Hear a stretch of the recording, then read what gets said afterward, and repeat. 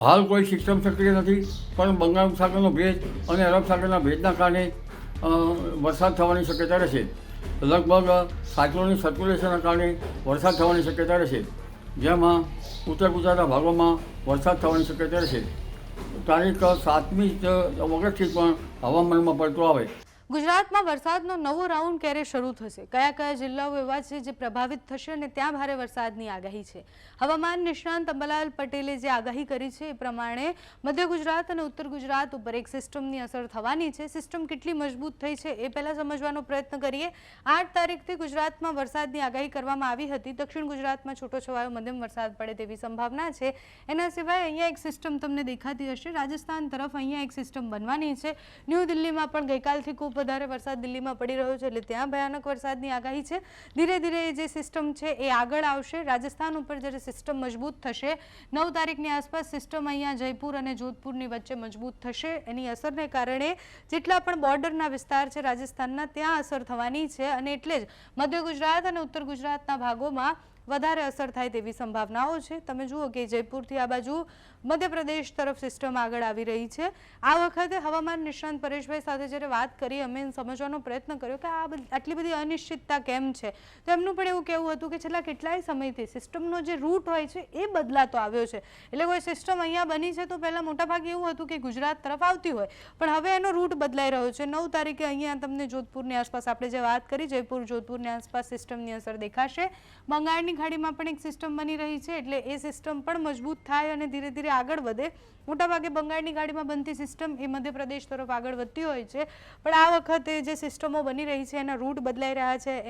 એની જે પહેલાંથી નક્કી હોય કે આ તરફ બની છે એટલે દક્ષિણમાં બની છે તો આ બાજુ જશે, પૂર્વમાં બની છે તો આ બાજુ જશે, એ હવે પ્રિડિક્શન કરવું અઘરું થઈ ગયું છે. 10-11 તારીખે તમે જુઓ કે પાછું ગુજરાતમાં કોઈ વરસાદ નથી બતાવતા, એટલે સામાન્ય મધ્યમ વરસાદ એ મધ્ય ગુજરાત અને ઉત્તર ગુજરાતમાં પડે એવી સંભાવના છે. રાજસ્થાનમાં એ સિસ્ટમની ખૂબ અસર થાય અને ત્યાં ભારે વરસાદ પડે એવી સંભાવનાઓ અત્યારે વિંડીના માધ્યમથી દેખાઈ રહી છે. હવામાન નિષ્ણાંત અંબાલાલ કાકાની આગાહી શું કહે છે, કયા જિલ્લાઓએ સાવધાન રહેવાનું છે, કયા જિલ્લાઓના ખેડૂતોને પહેલેથી આગાહી કરીને ચેતવામાં આવ્યા છે કે અહીંયા વરસાદ પડવાનો છે, તે સાંભળો. હાલ કોઈ સિસ્ટમ સક્રિય નથી, પણ બંગાળ ઉપસાગરનો ભેજ અને અરબ સાગરના ભેજના કારણે વરસાદ થવાની શક્યતા રહેશે. લગભગ સાયક્લોનિક સર્ક્યુલેશનના કારણે વરસાદ થવાની શક્યતા રહેશે, જેમાં ઉત્તર ગુજરાતના ભાગોમાં વરસાદ થવાની શક્યતા રહેશે. તારીખ 7મી ઓગસ્ટથી પણ હવામાનમાં પલટો આવે.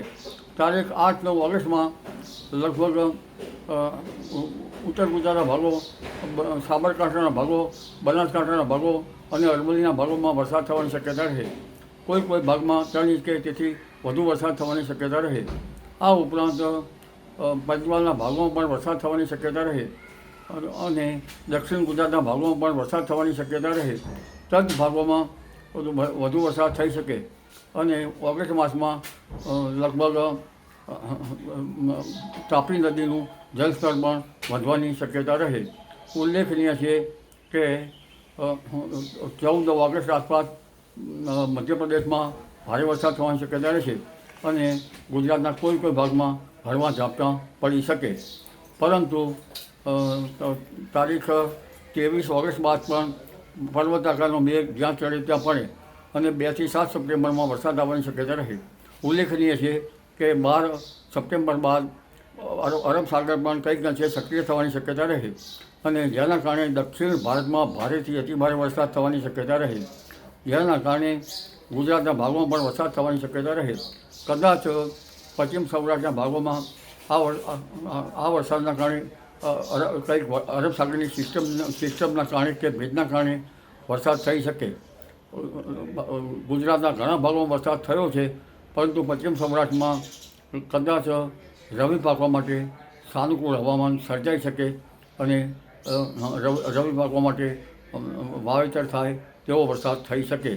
એટલે હમણાં તો હાલ તો ઉત્તર ગુજરાત, ઉત્તર સૌરાષ્ટ્ર, કચ્છ, મધ્ય ગુજરાત અને દક્ષિણ ગુજરાતના ભાગો અને સૌરાષ્ટ્રના છૂટાછવાયા ભાગોમાં વરસાદ થવાની શક્યતા રહેશે. જી.